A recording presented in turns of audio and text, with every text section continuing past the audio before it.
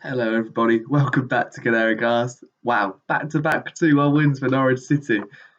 What a win! What a start in the Dean Smith era. I mean, first half, I think everybody went and then everybody watched that first half on perfectly legal streams today, or yesterday even, would have thought, wow, what have we got ourselves in for? Because that was as poor as we've seen Norwich City for quite a while, maybe even this season potentially, just the way we were dropping off. And obviously, 3 minutes into the Dean Smith era, Shay Adams gets through Grant Hanley a couple of times and just then slots it in. And you're thinking, oh, crikey, here we go.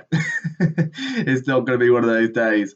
Then we obviously get straight back into it. Max Aaron's Milot Rasica doing very well down the right hand side. Max feeding it to Timo Pukki. Header, I mean, McCarthy today for both goals, or yesterday should have been really on it. Should have stopped both, but good header from Timu. Gets it in the corner. If the keeper makes a mistake, then it's a goal. A fourth of the season now for Timu. Just needs service. Just needs service at this level when he'll be able to score goals. Obviously, scored 11 last time round in the league. Missed a couple of good opportunities. The confidence went, the injury, all of that sort of thing. We all know it. It's all history there. But this season looks hungry, really. And yesterday, for example, really, really hungry. Wanted to show fight, desire. Coming back into right back at times, left back at times to cover players who are not in their positions. Just absolute phenomenal work rate, phenomenal forward that we've had. Will go down as one of Norwich's best and a certain legend. But for now, definitely a massive, massive player going forward. And again, you look at the other striking options we've got who can go central. He is by far the best. So vital to keep him fit for the upcoming games. I think Norwich in general would just like to say far too passive in that first half, letting Southampton almost look like Man City. It was baffling at times to watch just how on the back foot we were. And Southampton played very well, but every Premier League footballer will look like an absolute world beater when you put under no pressure. James Ward-Prowse getting far too much time.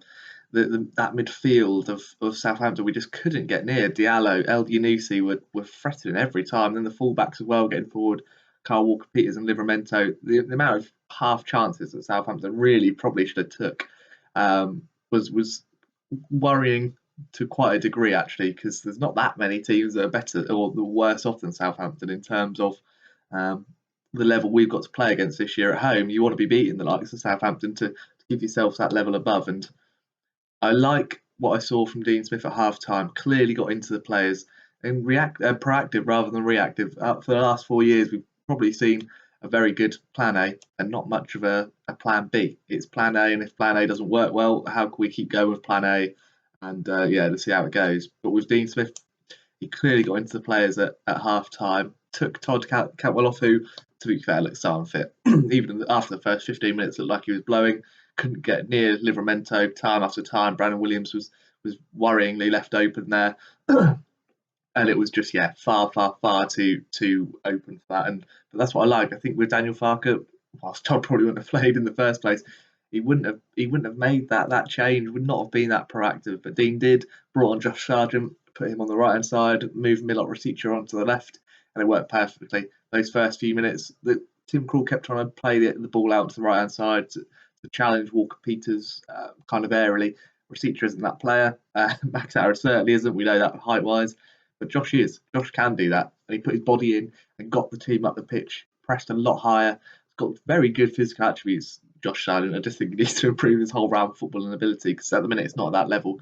It needs to be the touch, the finishing. We know it is not good enough yet. It could do. He's only 21, but his raw attributes, and that kid will not stop running all day. He will not stop, and that's what I like from him. He's going to give us full commitment every single minute he plays, and he will knacker himself out. I expect to see him in the first team against Wolves, the starting 11 against Wolves, 100%. I think he's put in a performance which really demonstrated that he can make a difference at this level with what we need. The kind of style was interesting today. I think yesterday even going to keep there today.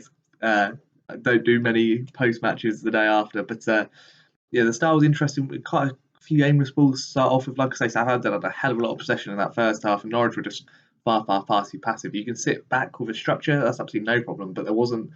We just looked far too open, that midfield. Billy Gilmore was getting bypassed at every single opportunity. Towards the end of that first half, Billy started getting on the ball and actually started to see what we were missing really when he wasn't playing under Daniel Farker. I could see why Daniel thought it was a bit of a luxury at times, especially when you're trying to get points. But if you get Billy Gilmore on that ball, he makes you a hell of a lot more progressive. And in that second half, he did that, put in some great challenges, good passing moves, put Timu Pukki through for his only chance in that second half. And yeah, all in all, played a lot better. We managed to nullify James Ward-Prowse a lot more, who was absolutely dominating that first half, just pinging it here, there, and everywhere. We got in. I remember in that second half, Sargent started off just going down the line, and that kind of helped the team go forwards. Then Brandon Williams puts in a crunching tackle. I think it was on Ellie Nusi, and that got the crowd up. That's what we didn't do in the first half. Didn't win the first challenge, and even the second ball was just there was no second ball because it just fell to a Southampton player. And Norwich kind of moved back, but because Brandon went and won that ball, it just brought the kind of the passion back into the fans. The fans were roaring them on, and just the confidence seemed to come back into them. I thought Norman played better in that second half. I've been slightly anonymous in that first half. Kenny McLean is busy. Again, at this level, I don't think he's got the quality. Surprised Lee Malou was dropped. It was the midfield that was dropped. I thought it would have been Kenny for Billy Gilmore, but we'll see. I'd like to see Lee Malou back in that lineup, especially for Wolves.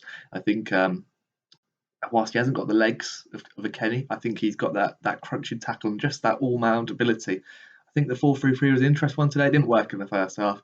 Slightly tweaked in the second half, and I think we looked a lot better.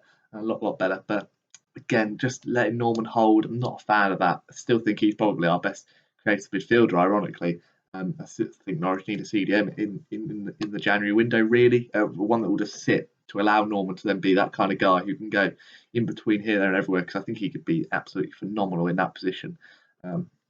Yeah, for me, I'd like to see Lee Malou back in. I thought he was excellent against Brentford in the more advanced role, to be fair to him. I think he was just, yeah, his all-round game was excellent, so I'd like to see him back in, but we'll wait and see for that. I think Milot Rosica showed a lot more yesterday.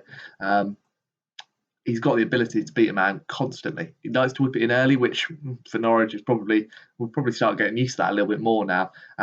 With Timu just in the box, I mean, his cross did lead to. It was a really good cross actually, just before the corner. Bednarek cast head behind because it was really dangerous. It was coming into Timu at the back stick and potentially could have scored. But the wonderful, the wonderful winning goal, and again, I don't know how on earth Alex McCarthy hasn't saved it, but Gilmore whips it in corner, back stick. Grant Hanley leaps above everyone. It's a tame header, bounces down. McCarthy flaps at it and it goes in. I was right behind it and celebrating before it got in because I just saw just the way the bounce, the way the keeper dived. He just knew it was in. Horrendous goalkeeping, but who cares? And Grant, who I think Dean Smith will learn this, that when Grant Hanley comes back from injury, it takes him a few games to get back to what he is because again, rusty. The first goal moves out and gets caught from moving out. Doesn't want to make a strong challenge on Adams in case of a penalty. Leads to a goal anyway. Slipped. Tim Krul makes and then they break Southampton. Tim Krul makes an incredible save. I thought it was really good today. Tim Krul made a couple of very, very good saves, but that one from Adams was spectacular. Going back the way he came, Adams, and yeah, just fantastic save from Tim Krul, who obviously against Leeds, massive criticism, conceded goal. It's so sloppy. Brentford was brilliant today. Yesterday was brilliant, really, really strong.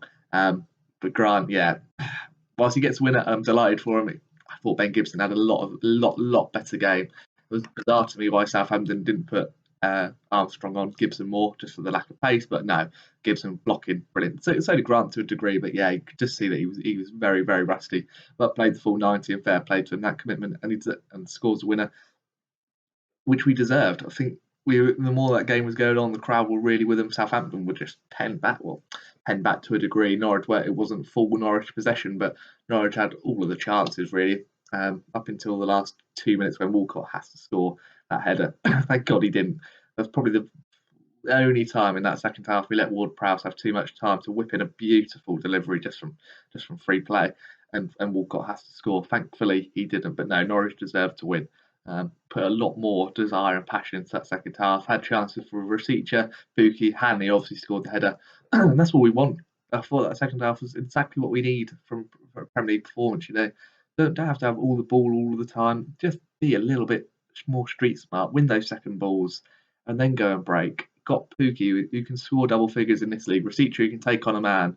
Josh Sargent, the right wing, I think will It'll be interesting to see what it'd be like at the start of a game in the Dean Smith system. I still think we're lacking a number 10 in there. Kenny was invited to be the more advanced one of the midfield today, which again hasn't got that quality to be able to do that really. Number 10 in there, would Billy Gilmore be better advanced? I think he likes it quite deep, so he can start the play, which is fine if you have a bit more of a destroyer with him, which Norman really isn't. But it worked enough in that second half today with Norwich on top. It'll be interesting to see what our midfield does going forwards. I think, like I say, Lee Malou, I think would do a better job in there than Kenny. I think you need another midfielder in there really. A new one. I don't think Jakob Sorensen is the quality of what we need. I don't think he's got the legs. But then, harsh to say, when he hasn't been given the opportunity, he would at least sit and probably wouldn't move from that holding position. But a win's a win. Dean Smith, fantastic management for that second half. I just love the proactiveness. We haven't seen it for 4 years. We've seen Plan A, and Plan A, for the most part, in the Championships worked absolutely magnificently. In the Prem, it hasn't under Daniel Farker, unfortunately. Dean Smith admitted he was wrong, pretty much, with the substitution of Todd Cantwell. Pushed him probably too soon, which is fair enough for Todd. He hasn't played, really. He's played, what, one under 23s game for the last 5-6 weeks.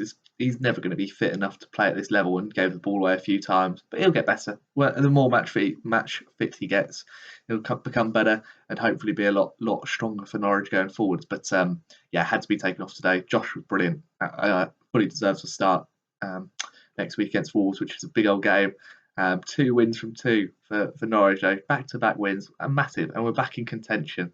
That's all we want to see. I know the results didn't really go for us yesterday, but we're back in contention, ready to go. Next couple of games are huge. Wolves at home, Newcastle away.